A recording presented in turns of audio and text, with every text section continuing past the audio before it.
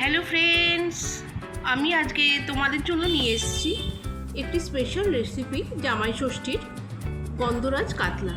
তার জন্য আমি এখানে 4 পিস কাতলা মাছ নিয়েছি। কাতলা মাছটার মধ্যে আমি গন্ধরাজ লেবু রস মাখিয়ে রেস্টে রেখে দেব। যেহেতু সামনেই আমাদের জামাই ষষ্ঠী, 5 রকম পদের সাথে জামাইয়ের পাতে তোমরা যদি এইরকম একটি কাতলা মাছের রেসিপি রাখো, তোমাদের সুনামি হবে।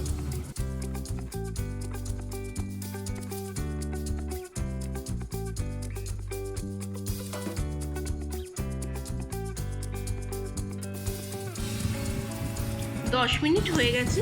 এরপর এর মধ্যে আমি মাখিয়ে নেব হলুদ গুঁড়ো আর পরিমাণ মতো নুন।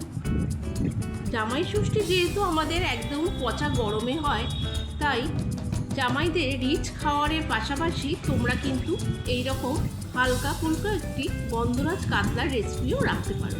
আমি তোমাদের যেভাবে করে দেখাবো ঠিক সেই। তেল গরম হয়ে গেছে, রান্নাটি আমি সর্ষের তেলেই করছি। তার মধ্যে মাছের পিসগুলো দিয়ে হালকাভাবে ভেজে নেব।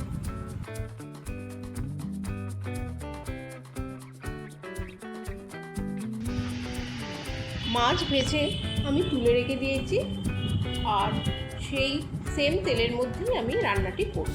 অল্প পরিমাণে গোটা জিরে আমি এর মধ্যে অ্যাড করব। একটি পেঁয়াজ নিয়ে বেটে রেখেছি, সেই পেঁয়াজ বাটাটা আমি এবার এর মধ্যে দিয়ে দিচ্ছি।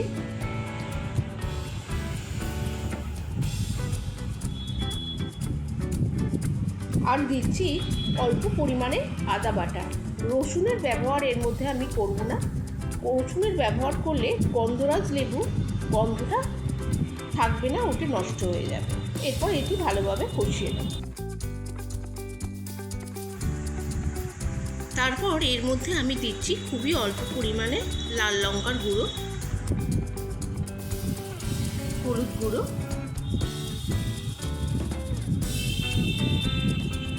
ফেটিয়ে রাখা টক দই,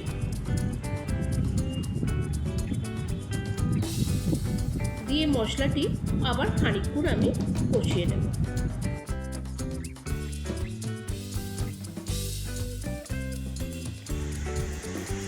তারপরে আমি এর মধ্যে মিশিয়ে দিচ্ছি পরিমাণ মতো নুন আর আরও খানিকটা গন্ধরাজ লেবুর রস।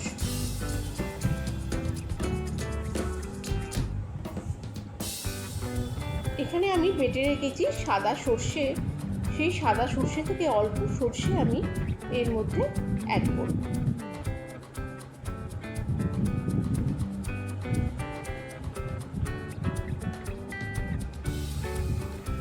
খুন্তির সাহায্যে ভালোভাবে নেড়ে নিয়ে এর মধ্যে আমি মিশিয়ে দেব অল্প পরিমাণে জল। গ্রেভিটা সামান্য ফুটে উঠলেই তার মধ্যে আমি মিশিয়ে দেব ভেজে রাখা মাছ।